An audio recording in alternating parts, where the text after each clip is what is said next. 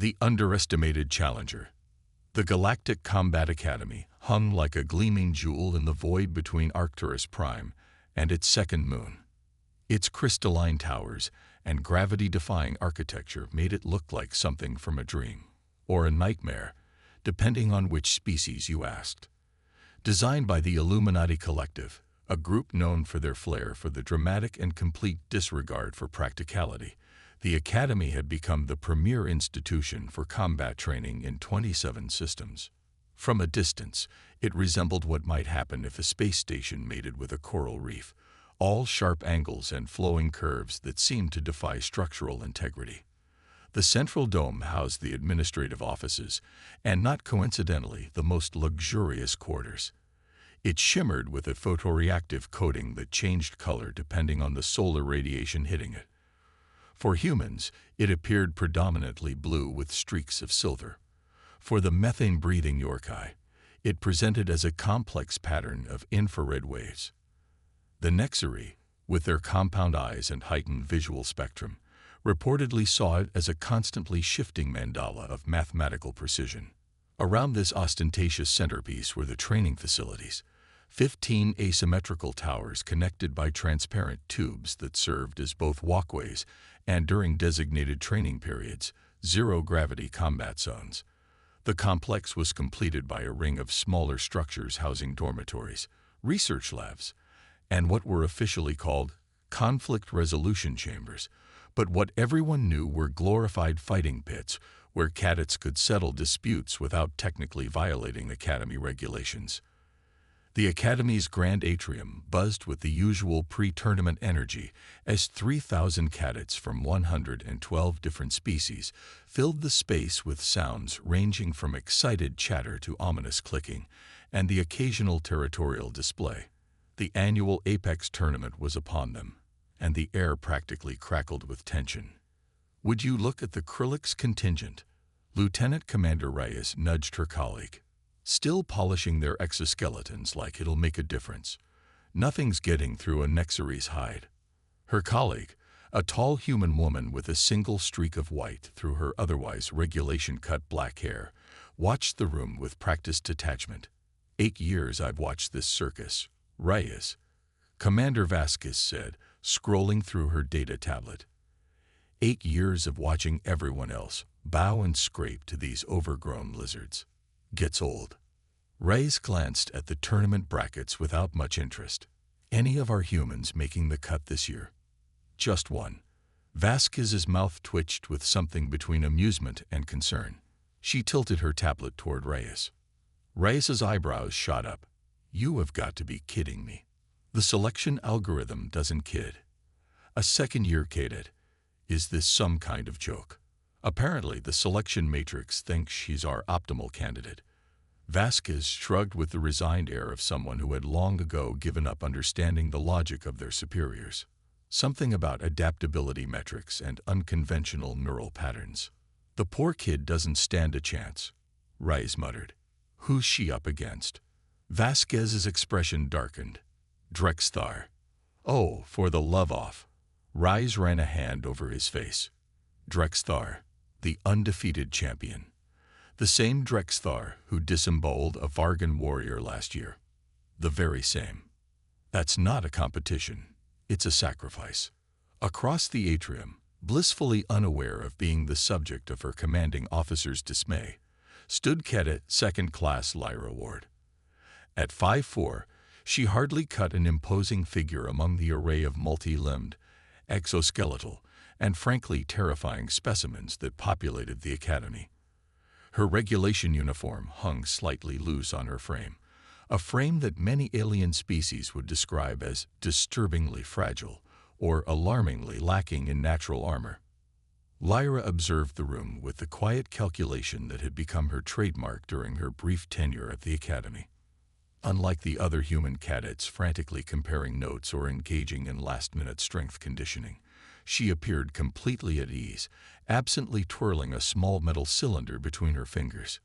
"Human." The rumbling voice belonged to Kethnar, a Krillix cadet whose chitinous exoskeleton gleamed under the atrium lights.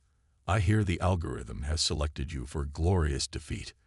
Lyra glanced up, offering a smile that didn't quite reach her eyes. That's certainly one interpretation. The Nexari will crush your soft body into what you call paste. That's the typical expectation. Lyra agreed, her tone suggesting she was discussing nothing more consequential than the day's meal options. The Krillix's antennae twitched in confusion at her lack of fear. After an awkward moment, he skittered away, mandibles clicking in what might have been amusement or contempt. A soft chime echoed through the atrium, signaling the beginning of the tournament announcements. The crowd's various noises quieted to a low murmur as Grand Marshal Zex Talon, a gelatinous being who somehow managed to look simultaneously regal and like something you might find at the bottom of an ocean trench, undulated onto the central platform. Greetings, cadets and faculty. Zex Talon's voice resonated with the peculiar multitonal quality of their species. Today marks the 97th annual Apex tournament, a tradition that celebrates the pinnacle of combat excellence throughout our united systems. And by united, of course, we mean grudgingly coexisting under threat of mutual destruction. The collective assembly seemed to think in unison. As you know, this tournament pits the finest warrior from each species against our esteemed Apex champions in controlled combat scenarios designed to test skill, strategy, and adaptability. And by controlled, we mean just barely non-lethal if you're lucky, was the unspoken addendum. The selection algorithm has analyzed combat metrics, psychological profiles, and adaptive potential to identify the optimal challenger from each participating species. Zex Talon paused dramatically, their gelatinous form rippling with what might have been excitement or possibly just digestive processes. The names will now be displayed. The massive holographic display above the platform flickered to life, scrolling through the selected cadets. Murmurs and occasional shouts erupted as selections were revealed, some expected, others shocking. When Human, Cadet Hisikiovan Kilas Lyra Ward, flashed across the display, the reaction was immediate. Incredulous laughter from nearly every non-human species. Even some of the human faculty couldn't suppress their winces. The Nexari section of the atrium, segregated by tradition, and the simple practical matter that most other species preferred to give them a wide berth, rumbled with what could only be described as reptilian amusement. Lyra's expression remained unchanged. If anything, her posture straightened almost imperceptibly. Contestants will have 24 hours to prepare for their challenges, Zex Talon continued. Combat assignments and arena designations will be delivered to your quarters. May skill and fortune guide your performance. As the assembly dispersed, Commander Vasquez made her way through the crowd toward Lyra, who was calmly collecting her tablet from a nearby bench. Cadet, Vasquez began, her tone carefully neutral. My office. Now. 20 minutes later, Lyra stood at perfect attention before Vasquez's desk, her gaze fixed on a point on the wall just above the commander's head. At ease, for heaven's sake, Vasquez sighed. This isn't a disciplinary meeting.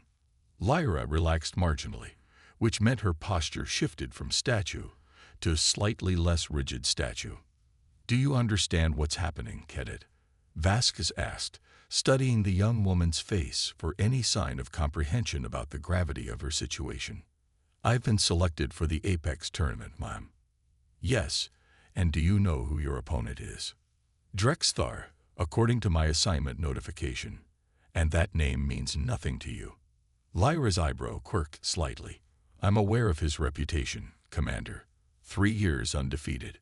Specializes in what the Nexari call terminal velocity combat using momentum and mass to create catastrophic damage to opponents. Vasquez leaned back in her chair, impressed despite herself. You've done your research.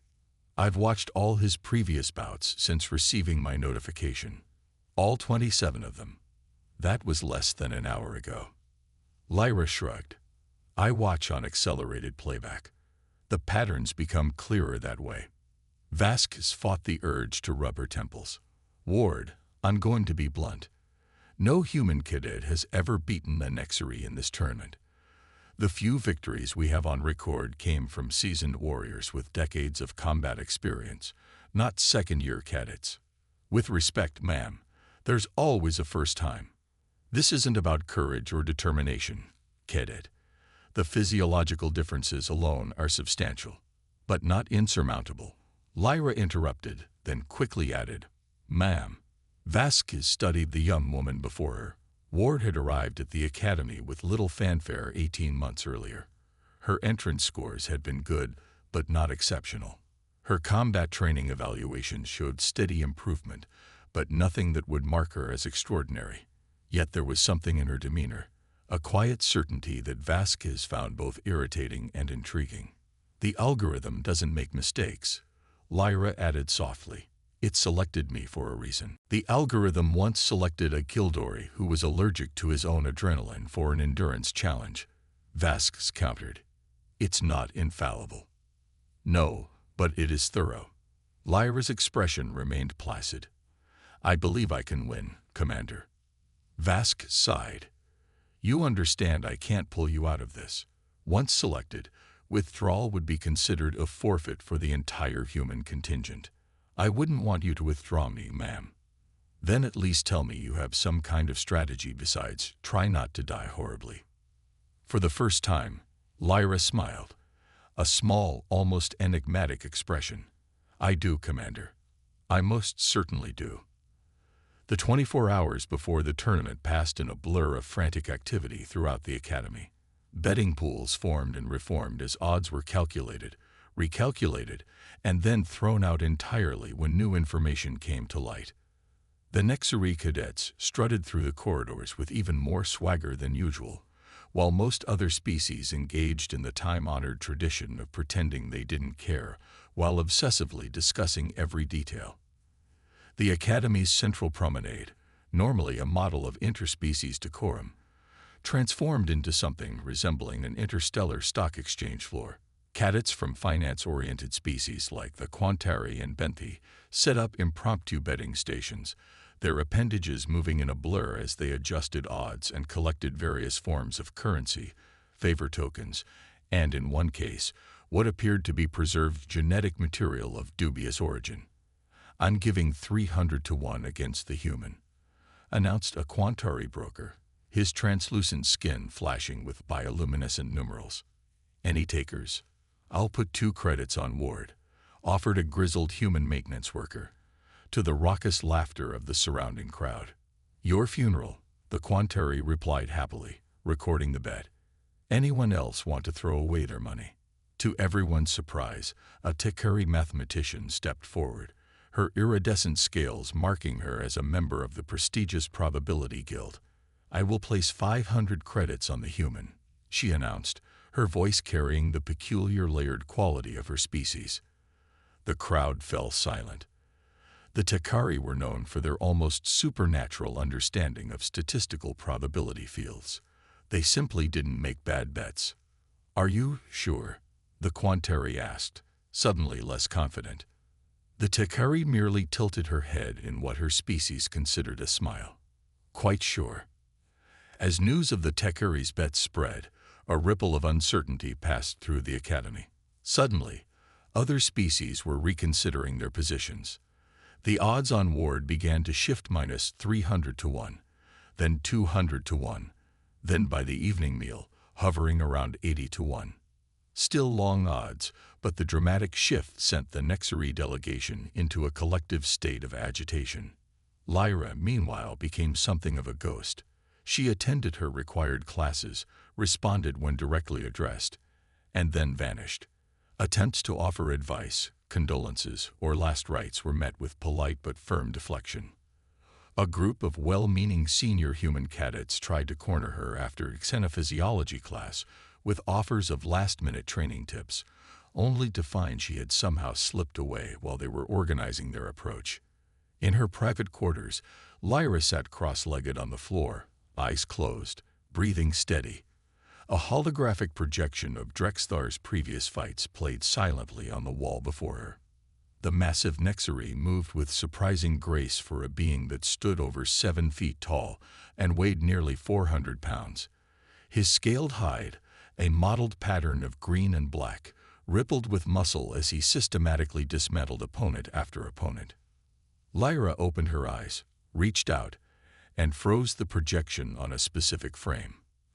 Drexstar was mid-strike, his powerful tail whipping around to catch a Vargan warrior in the midsection.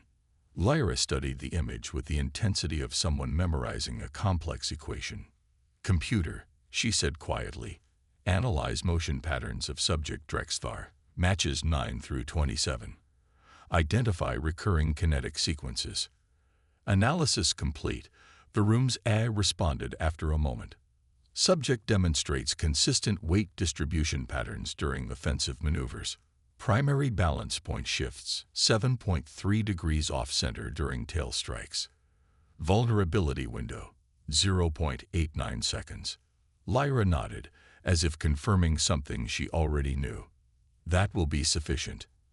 At 600 hours on the day of the tournament, the entire academy gathered in the central arena, a massive circular pit surrounded by tiered seating that accommodated species of all shapes, sizes, and gravitational preferences.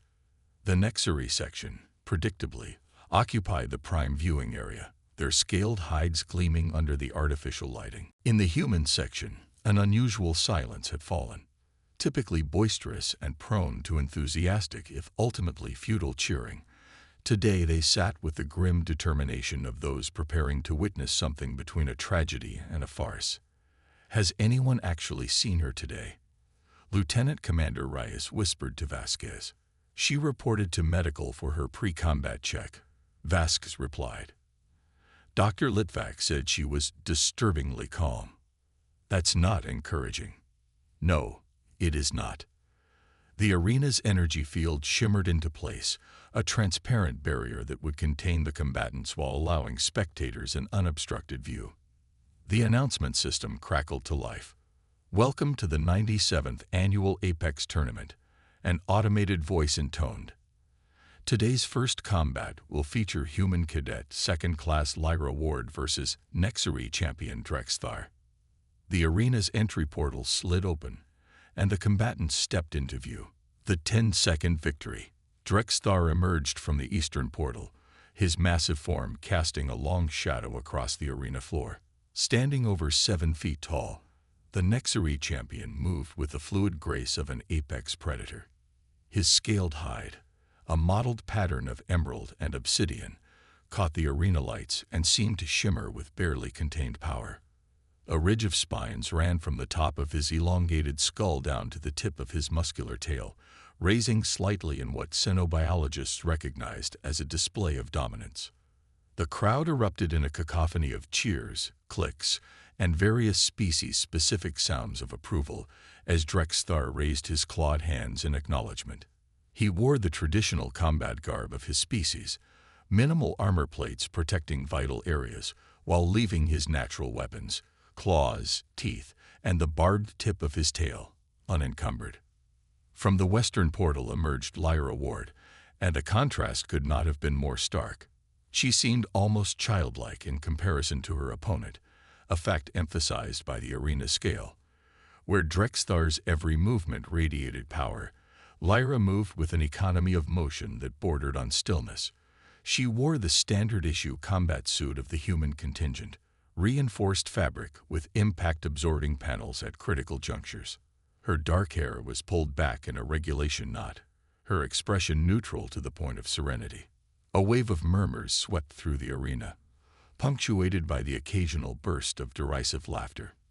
In the Nexary section, what passed for amusement among their kind rumbled through the stands, a low, hissing sound that made the hair on human necks stand on end. "This is a farce," Acrylic's observer chittered to his companion. "She will not last 30 seconds. Grand Marshal Zex Telon's gelatinous form undulated at the edge of the arena. Combatants approached the center. Their multi-tonal voice commanded. Drexstar strode forward confidently, his clawed feet leaving slight indentations in the arena's specialized flooring, a material designed to provide optimal traction while absorbing enough impact to prevent immediate fatalities. Lyra walked with measured steps, her gaze never leaving her opponent.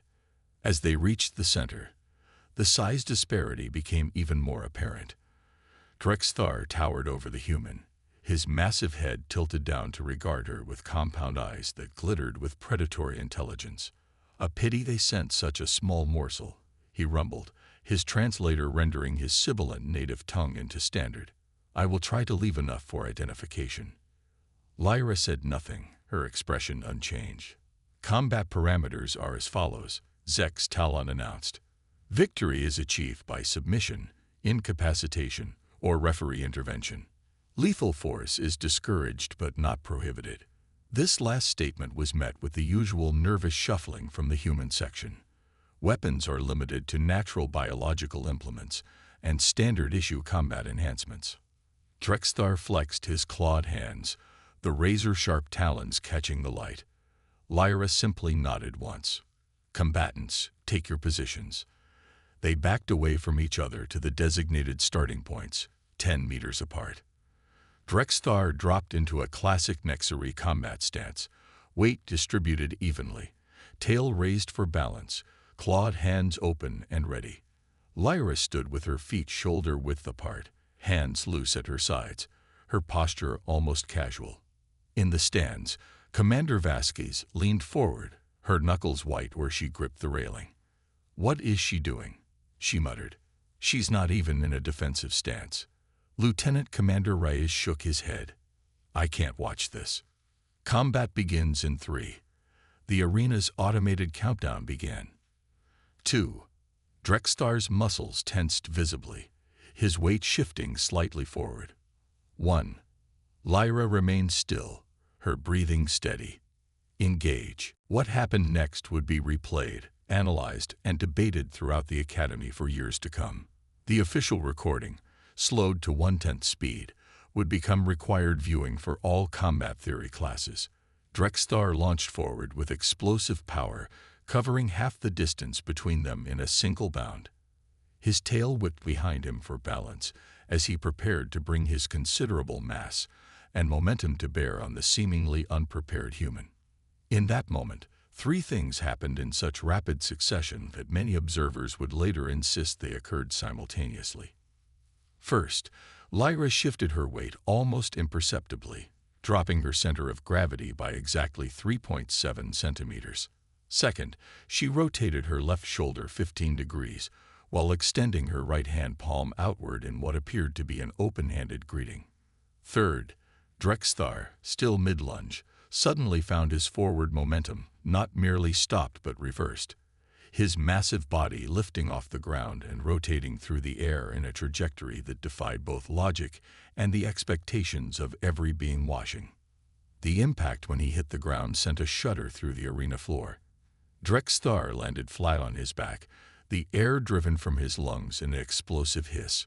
Before he could process what had happened, Lyra was beside him, one knee pressed precisely between 2 armor plates over a nerve cluster that xenobiologists had only recently identified as a critical vulnerability in Nexari physiology.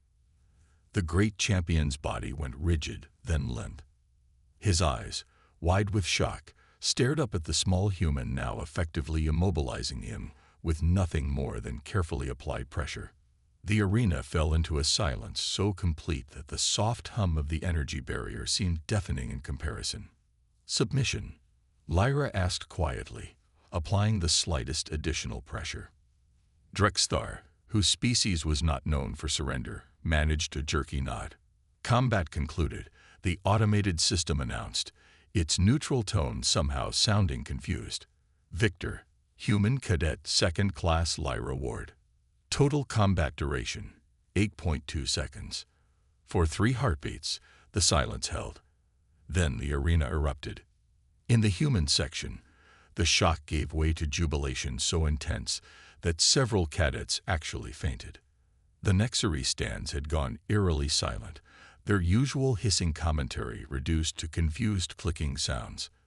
Throughout the rest of the arena, reactions ranged from disbelief to hysteria, with several species demanding immediate replay verification. Lyra stood and offered her hand to the fallen champion. After a moment's hesitation, Drexthar took it. though the gesture was largely symbolic, as the human could hardly have assisted his massive form to rise. What did you do?" he asked, his translator struggling to convey the complex mixture of confusion, respect, and wounded pride in his voice. "Applied physics," Lyra replied simply. In the command booth above the arena, the Academy's senior staff stared at the replay in stunned silence. "I want a full analysis," Fleet Admiral Jorgen demanded, his weathered face creased in concentration. "How did she do that?" The Academy's head of theoretical combat, a Tekari whose scales had gone from their usual blue to a shocked white, manipulated the holographic controls with trembling hands. "Playing at 1/100th speed," she announced. The slowed footage revealed what had been impossible to see at normal speed. As Drexthar lunged, his weight had shifted 7.3 degrees off-center, exactly as Lyra's analysis had predicted.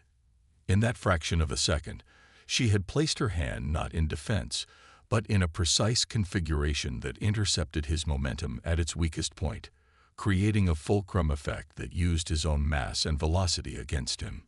"It's an application of human martial arts principles," Commander Vasquez explained, having been summoned to the booth. "Ancient techniques, Aikido specifically, modified for xenophysiology." "You're telling me she took down a Nexari battle champion with a move that's thousands of years old?" Admiral Jorgen asked incredulously.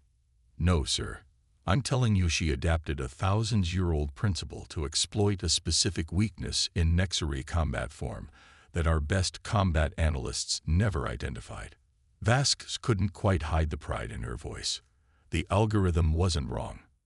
Back in the arena, medical staff hovered anxiously around Drexthar, concerned about potential spinal injuries. The Nexari champion waved them away irritably. "I am not damaged," he insisted, his gaze fixed on the small human who was calmly accepting the congratulations of her instructors. "But I am recalibrated." News of the match spread through the Academy with the speed of light, then outward to the various fleets and colonies of the United Systems. By mid-afternoon, the Quantari bookmakers were facing financial ruin. The Nexari delegation had formally requested joint combat training sessions with the human contingent, and 3 different xenobiologists were publishing papers on previously unidentified Nexari physiological vulnerabilities. In the Academy's diplomatic reception hall, hastily converted for a press conference, Lyra stood before a barrage of questions from representatives of a dozen species. Was this victory planned from the beginning? A Yorkai journalist demanded, their methane brother giving their voice a mechanical quality. "I identified an opportunity and prepared accordingly," Lyra replied. "Will this change the dynamic between humans and Nexari in the United Systems?" asked a human reporter. Before Lyra could answer, a familiar rumbling voice cut through the crowd. Drexthar, still impressive despite his recent defeat, approached the podium. "If I may," he said, nodding respectfully to Lyra, "today's combat has taught the Nexari an important lesson. We have long valued strength, size, and natural weapons as the pinnacle of combat excellence. Cadet Ward has demonstrated that there are alternative perspectives worthy of consideration." The assembled press fell silent, recording devices capturing what would become a historic moment in interspecies relations. "The human did not defeat me with superior strength," Drexthar continued. "She defeated me with superior observation, analysis, and adaptation. These are qualities the Nexari must learn to value if we are to evolve as warriors and as a species." He turned to Lyra, and in a gesture unprecedented in recorded history, lowered himself to one knee, bringing his massive head level with hers. "I would learn from you, Cadet Ward," he said, his voice carrying clearly through the stunned silence. "And perhaps in time, you might learn from me as well." Lyra extended her hand, and Drexthar placed his massive clawed one against it, nearly dwarfing her entire arm. "I look forward to the exchange, Champion Drexthar." As cameras flashed and reporters erupted into a frenzy of questions, Commander Vasquez watched from the back of the room, a small smile playing at the corners of her mouth. The algorithm wasn't wrong. she repeated softly to herself. But I think it might have undersold just how much things are about to change. In the days that followed, the Academy witnessed the beginning of a shift in its fundamental power dynamics. The Nexari, while still physically imposing, no longer strode the corridors with quite the same arrogance. Human cadets, previously overlooked for advanced combat training, found themselves sought after as sparring partners, and in the combat theory classrooms, instructors struggled to rewrite curricula that had stood unchanged for generations. As for Lyra Ward, she became both a legend and a mystery. Requests for interviews were politely declined. Offers from various military and research institutions were acknowledged but not accepted. She continued her studies with the same quiet focus that had characterized her before her momentous victory. Only Commander Vasquez, during a private meeting in her office, dared to ask the question everyone wanted answered. "You knew exactly what would happen, didn't you?" she said, studying the cadet's impassive face. "This wasn't luck or a desperate gamble. You calculated everything down to the second." Lyra's expression remained neutral, but a hint of something, amusement, perhaps, or satisfaction, flickered in her eyes. "Humans don't have scales or claws or toxic spines, Commander," she said simply. "We've survived by understanding systems and finding their points of vulnerability. It's what we do." "And what will you do next, Cadet Ward?" Lyra smiled then, a genuine expression that transformed her face. "Learn, adapt, prepare. The galaxy is full of systems waiting to be understood." As she left the commander's office, Lyra passed a group of first-year cadets, a mixed species cohort including 2 young Nexari who, for the first time in Academy history, were attentively listening to a human instructor explain the principles of leverage and momentum. The universe, it seemed, was already adapting.